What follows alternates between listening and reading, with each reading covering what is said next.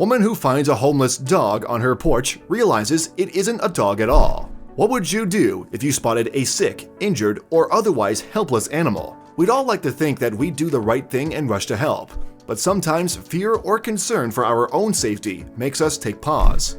For California resident Sharon Petozzi, however, that protective instinct came without hesitation.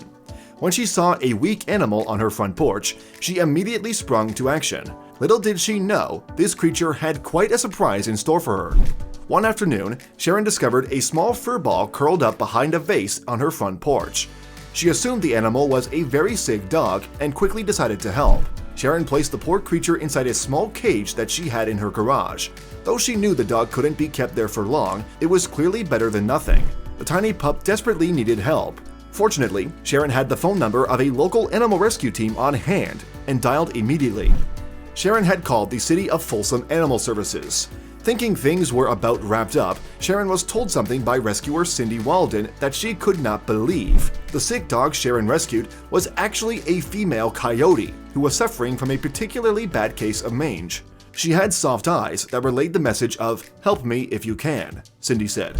Gold County Wildlife Rescue, or GCWR, came soon enough and took the coyote to their shelter, later naming the animal Princess. Luckily, GCWR was specialized in providing care and rehabilitation for coyotes. Princess was eventually taken to Sierra Wildlife Rescue in Placerville, California when she was feeling well enough. There, workers continued to care for her so she could make a full recovery. Here she was able to interact with other coyotes, which came as a huge relief. It had obviously been a while since Princess was able to spend time in the company of her own species. Princess soon became friends with the two coyotes that she was placed with. Both were around her age and eager to get to know her. The three of them seemed to get along well, much to the relief of the rescue workers. Princess and her new coyote buddies developed a close bond while they were at the wildlife rescue. Workers knew that it wouldn't be long until they were released back into the wild. That day finally came, and the bonded, healthy coyotes left the comfort of the sanctuary to learn to fend for themselves. Thanks to Sharon's kind-hearted gesture, Princess became the adult everyone had hoped she would.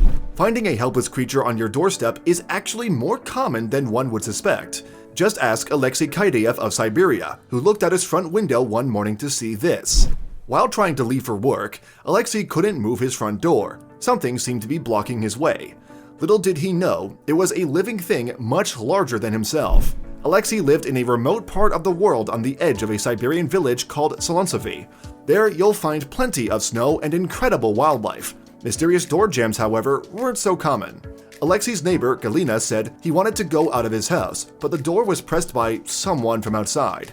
Through a crack in the door, he could hear something strange. It sounded like a low growling. Alexei took a peek outside, and he was immediately shocked.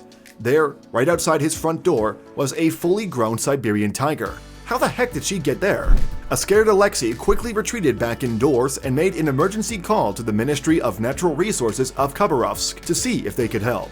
Since Siberian roads are especially bad in the winter, the rescue team was slow to arrive. The tiger spent all day on Alexei's porch until the emergency team arrived, said Galina. Thankfully, the rescuers were able to tranquilize the big cat and examine her. They found that she was 10 years old and actually had a few major health issues.